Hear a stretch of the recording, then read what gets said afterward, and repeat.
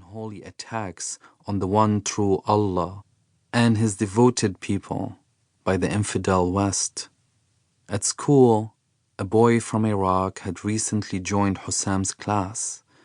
A refugee, he was told. A black-haired, short-tempered teenager with sun-kissed skin who spoke Arabic with a strange accent. "Did you hear of the Iraqi man who shot down an Apache helicopter with his shotgun?" Hussam sat with 3 friends around a square plastic table. They each held 13 playing cards tight to their chests and exchanged suspicious glances they had learned from watching black and white westerns on rented VHS tapes. His mother set a tray of black honeyed sweetened tea and a generous dish of ma'moul on the table and poured the tea into golden-rimmed glass cups. It was a late May afternoon, and the streets of Damascus roared with the shamal winds, whipping dust and sand, tilting the trees into respectful bows. If Hussam's father knew they were playing cards, he would be raging mad. The exam season was only a month away, and they needed to focus on their studies, especially the son of Omar and his first wife, his father said, referring to Wassim, for he rarely could recall the names of Hussam's friends.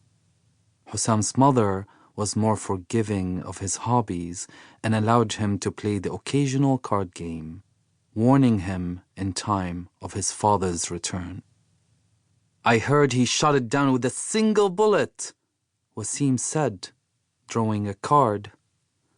Wassim had never seen a military helicopter, only the ones that dropped colorful papers on the rooftops across his neighborhood on national holidays, reminding people that the newly elected Syrian president was a progressive leader who supported the Iraqi brothers in their righteous war against the imperialist Americans.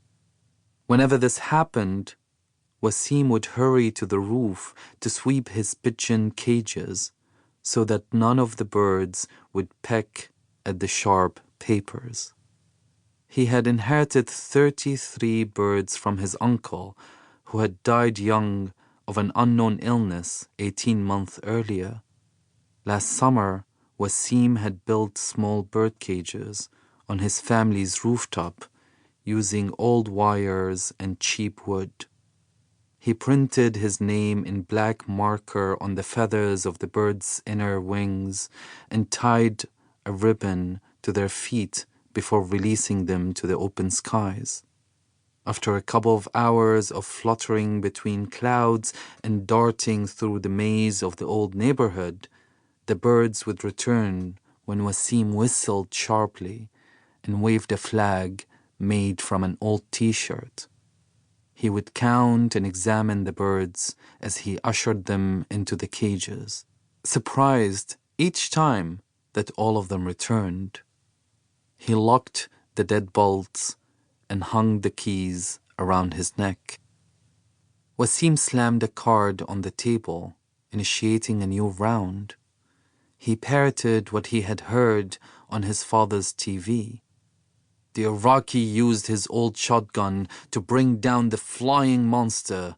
He inherited the gun from his grandfather, who used it to kill the British invaders back in the 1920s. Wassim's voice was changing, becoming crisper and deeper than the piercing screams he and Hussam used to exchange while playing soldiers and thieves in their neighborhood of Mazzeh. Wassim raised his cards to his face, but Hussam could see his eyes, which were blue, unlike any he had seen before. They contrasted his tanned face and crowned his high nose. Downy hair that hadn't blackened quite yet gathered on his upper lip, its color similar to the soft fur Hussam noticed on Wassim's body last time they went to a swimming pool.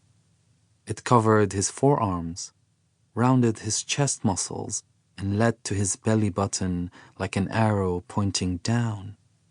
His clear skin looked hot to the touch.